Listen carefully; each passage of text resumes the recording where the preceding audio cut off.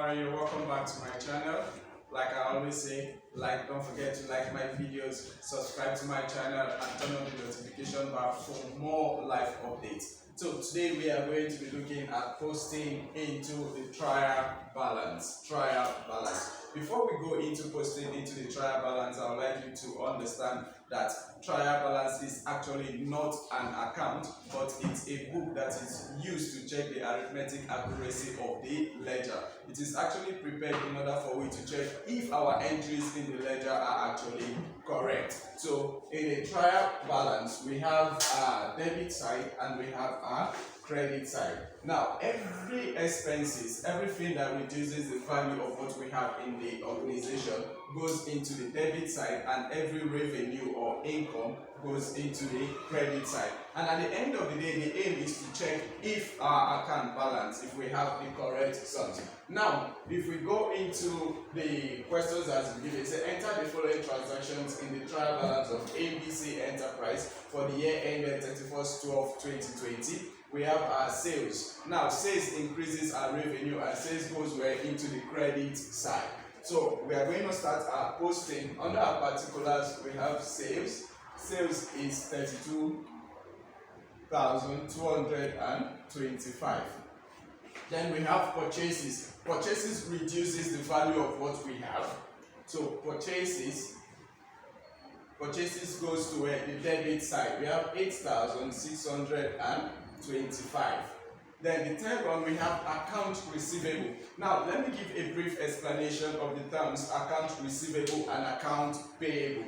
When we talk about account receivable is also known as debtors, meaning that they are holding your goods and they are yet to pay the money for the goods, and that becomes what? An expenses, because they are holding the goods and then they are also holding your money. So it also reduces the income you have in the organization. Accounts payable in terms of trial balance is creditors. Creditors are those that you are owing, that you got goods from and then you've not actually paid them for the value of the goods that you purchased. Now, we call this income because it increases the value of what we have. We are with their goods, we are with their money. But when it comes to balancing the account in balance sheet, we actually move account payable, which is creditors, goes to what? Liabilities, because it's also something that reduces the value of what we have. And debtors comes into what we call current assets, because it increases the value of what we have. Now, when we go to the cash book, we balance this transaction out, because from there the money is used to pay the creditors, and then we recover the money from the debtors. So don't forget, account receivable is what? Debtors, and debtors are expenses, goes to where? Our debit side. So we have account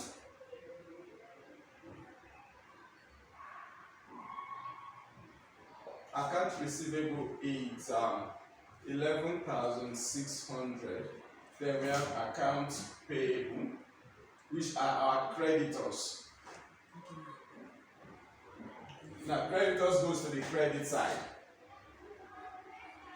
Now, a simple term you can always use to remember this, just know that creditors are posted in the credit side of the trial balance and debtors are posted in the debit side of the trial balance. So in case it is not written as account receivable, just know that is debtors, or account payable, which is also called creditors. Insurance, when you pay for insurance, it reduces your value. So insurance comes here because it's an expenses.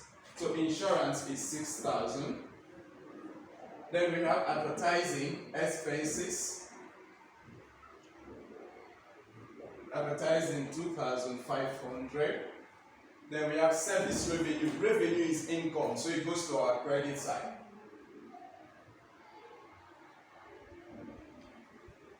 Service revenue is 97,500. Then we have rent. Rent is expenses, unless it is stated clearly that is rent receivable. Rent is 18,000. Then we have utilities. Utilities is expenses.